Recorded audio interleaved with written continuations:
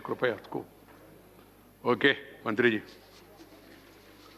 सभापति महोदय, आदरणीय सभापति महोदय, पिछले साल सितंबर में इस गरिमामयी सदन के समक्ष मैंने एक विस्तृत वक्तव्य ईस्टर्न लद्दाख में भारत चीन सीमा पर हुई डेवलपमेंट्स के बारे में दिया था।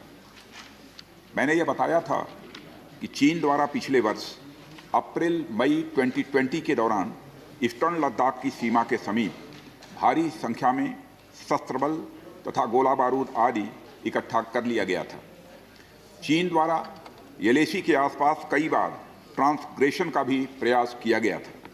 हमारी सशस्त्र सेनाओं ने उन सभी प्रयासों के दृष्टिगत उपयुक्त जवाबी कार्रवाई की थी। राष्ट्र के साथ इस सदन ने भी उन वीर भारतीय सैनिकों को श्रद्धांजलि दी थी जिन्होंने भारत की सीमा की रक्षा करते हुए अपना बलिदान दिया था। आज मैं इस सदन को कुछ और महत्वपूर्ण डेवलपमेंट्स के बारे में बताना चाहता हूं। सभापति महोदय, पिछले वर्ष सितंबर से दोनों पक्षों ने एक दूसरे के साथ मिलिट्री और डिप्लोमेटिक चैनल्स द्वारा संवाद स्थापित कर रखा है।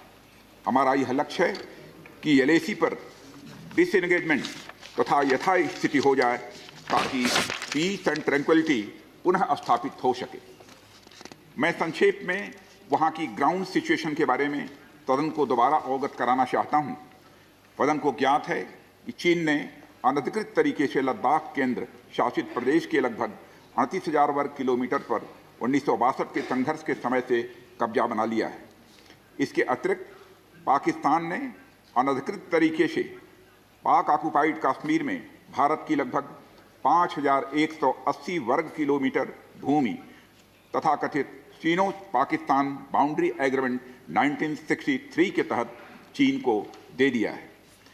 इस प्रकार चीन का 43,000 वर्ग किलोमीटर से ज़्यादा भारतीय भूमि पर अनधिकृत कब्जा है।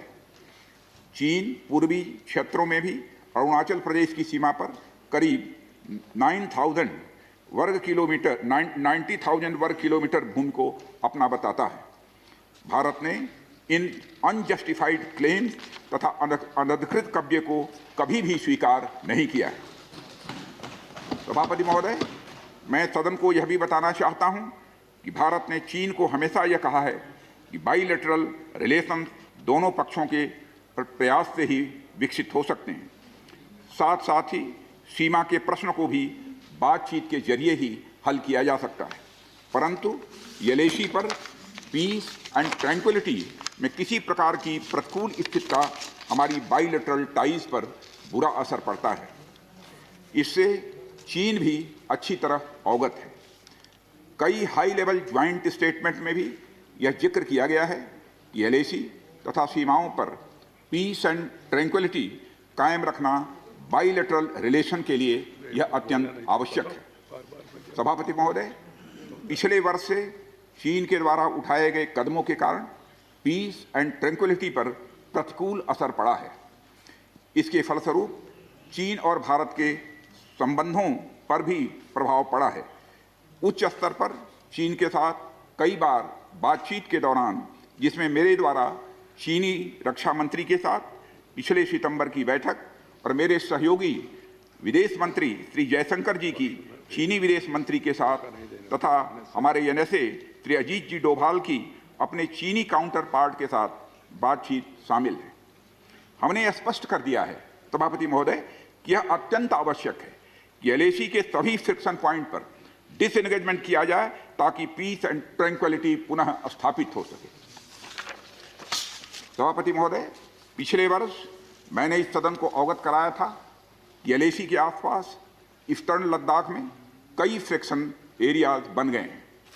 चीन ने बड़ी संख्या में सेना एवं गोला बारूद आदि भी येलेसी के आसपास तथा उसके पीछे अपने क्षेत्रों में इकट्ठा कर लिया है।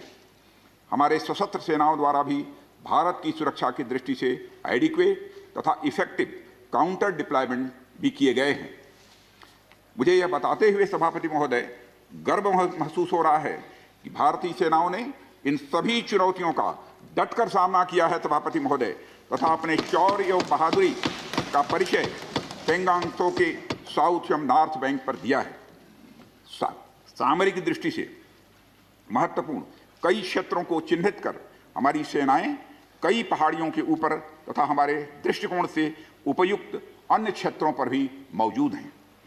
भारतीय सेनाएं अत्यंत बहादुरी से लद्दाख की ऊंची दुर्गम पहाड़ियों तथा कई मीटर बर्फ के बीच में भी सीमाओं की रक्षा करते हुए अडिग हैं और इसी कारण हमारा एज बना हुआ है। सभापति महोदय, हमारी सेनाओं ने इस बार भी यह साबित करके दिखाया है कि भारत की संप्रभुता एवं अखंडता की रक्षा करने में वे सदैव हर चुनौती से लड़ने के लिए तत्पर हैं और अनवरत कर रहे हैं। सभापति महोदय, पिछले वर्ष से मिलिट्री एंड डिप्लोमेटिक लेवल पर चीन के साथ हमारा संबंध बना रहा है। इस बातचीत में हमने चीन को यह बताया है कि 3 सिद्धांतों के आधार पर हम इस समस्या का समाधान चाहते हैं। फर्स्ट, दोनों पक्षों द्वारा एलएसी को माना जाए और उसका आदर किया जाए। दूसरा, किसी भी पक्ष द्वारा यूनिलेटरली स्टेटस को बदलने का प्रयास न किया जाए। तीसरा, सभी समझौतों का दोनों पक्षों द्वारा पूर्ण रूप से पालन किया जाए। सभापति महोदय, फ्रिक्शन क्षेत्रों में डिसएंगेजमेंट के लिए भारत का यह मत है कि 2020 की फॉरवर्ड डिप्लॉयमेंट जो एक दूसरे के बहुत नज़दीक हैं वे दूर हो जाएं और दोनों सेनाएं वापस अपनी अपनी स्थायी एवं मान्य चौकियों पर वापस लौट जाएं। सभापति महोदय, बातचीत के लिए हमारी स्ट्रेटजी तथा अप्रोच माननीय प्रधानमंत्री जी के इस दिशा निर्देश पर आधारित है कि हम अपनी 1 इंच जमीन भी किसी और को नहीं लेने देंगे। हमारे दृढ़ संकल्प का ही यह फल है कि हम समझौते की स्थिति पर पहुंच गए हैं। इन दिशा निर्देशों के दृष्टिगत सितंबर 2020 से लगातार मिलिट्री एंड डिप्लोमेटिक लेवल पर दोनों पक्षों में कई बार बातचीत हुई है कि इस डिसएंगेजमेंट का म्यूचुअली एक्सेप्टेबल तरीका निकाला जाए। अभी तक सीनियर कमांडर्स के स्तर पर 9 राउंड्स की बातचीत हो चुकी है। राजनयिक स्तर पर भी WMCC यानी working mechanism for consultation and coordination of India China border affair के तहत भी बैठकें होती रही हैं। सभापति महोदय, मुझे सदन को यह बताते हुए खुशी हो रही है कि हमारे इस अप्रोच तथा सस्टेन्ड टॉक्स के फलस्वरूप चीन के साथ पैंगोंग लेक के नॉर्थ एवं साउथ बैंक पर डिसएंगेजमेंट का समझौता हो गया है। और इस बात पर भी सभापति महोदय इस बात पर भी सहमत हो गई है कि पैंगोंग लेक से पूर्व से पैंगोंग लेक से पूर्ण डिसएंगेजमेंट के 48 आवर्स के अंदर सीनियर कमांडर स्तर की बातचीत हो तथा बाकी बचे हुए मुद्दों पर भी हल निकाला जाए। सभापति महोदय, पैंगोंग लेक एरिया में चीन के साथ डिसएंगेजमेंट का जो समझौता हुआ है उसके अनुसार दोनों पक्ष फॉरवर्ड डिप्लॉयमेंट को phased, coordinated and verified manner में हटाएंगे। चीन अपनी सेना की टुकड़ियों को नॉर्थ बैंक में फिंगर 8 के पूरब की दिशा की तरफ रखेगा और इसी तरह भारत भी अपनी सेना की टुकड़ियों को फिंगर 3 के पास अपने permanent base Dhan Singh Thapa post पर रखेगा। इसी तरह की कार्रवाई साउथ बैंक एरिया में भी दोनों पक्षों द्वारा की जाएगी। ये कदम आपसी समझौते के तहत बढ़ाए जाएंगे तथा जो भी निर्माण आदि दोनों पक्षों द्वारा अप्रैल 2020 से नॉर्थ एंड साउथ बैंक पर किया गया है उन्हें हटा दिया जाएगा और पुरानी स्थिति कायम कर दी जाएगी। सभापति महोदय, यह भी तय हुआ है कि दोनों पक्ष नॉर्थ बैंक पर अपनी सेना की गतिविधियां जिसमें परंपरागत स्थानों की पेट्रोलिंग भी सम्मिलित है को अस्थायी रूप से स्थगित रखेंगे। पेट्रोलिंग तभी शुरू की जाएगी जब सेना एवं राजनयिक स्तर पर यानी डिप्लोमेटिक लेवल पर आगे बातचीत करके समझौता बनेगा। इस समझौते पर कार्रवाई कल से नॉर्थ एंड साउथ बैंक पर प्रारंभ हो गई है। यह उम्मीद है इसके द्वारा पिछले साल के गतिरोध से पहले जैसी स्थिति बहाल हो जाएगी। सभापति महोदय, मैं इस सदन को आश्वस्त करना चाहता हूं कि इस बातचीत में हमने कुछ भी खोया नहीं है। सभापति महोदय, सदन को यह भी जानकारी देना चाहता हूं सदन को यह भी जानकारी देना चाहता हूं, अभी भी यलेची पर डिप्लॉयमेंट तथा पेट्रोलिंग के बारे में कुछ आउटस्टैंडिंग इशूज बचे हुए हैं। इन पर हमारा ध्यान आगे की बातचीत में रहेगा। दोनों पक्ष इस बात पर सहमत हैं कि बाइलेटरल एग्रीमेंट्स तथा प्रोटोकॉल के तहत पूर्ण डिसएंगेजमेंट जल्द से जल्द कर लिया जाए। अब तक की बातचीत के बाद चीन भी देश की संप्रभुता की रक्षा के हमारे संकल्प से पूरी तरह और अच्छी तरह अवगत है।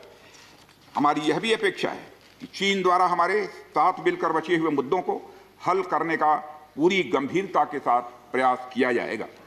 सभापति महोदय, मैं इस सदन से आग्रह करना चाहता हूं कि मेरे साथ संपूर्ण सदन हमारी आर्म्ड फोर्सेस की इस विषम एवं भीषण बर्फबारी की परिस्थितियों में भी शौर्य और वीरता के प्रदर्शन की भूरी भूरी प्रशंसा करे।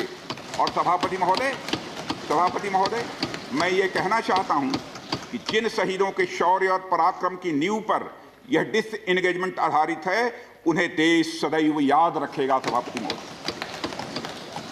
सभापति महोदय, मैं इस बात से भी पूरी तरह से आश्वस्त हूं कि यह पूरा सदन, चाहे कोई किसी भी दल का क्यों न हो, देश की संप्रभुता, एकता और अखंडता और सुरक्षा के प्रश्न पर एक साथ खड़ा है और एक स्वर से समर्थन करता है कि यह संदेश केवल भारत की सीमा तक ही सीमित नहीं रहेगा, बल्कि पूरे विश्व को जाएगा। सभापति महोदय, यह बात मैं विश्वास के साथ कह सकता हूं। धन्यवाद सभापति महोदय। जय हिंद। धन्यवाद।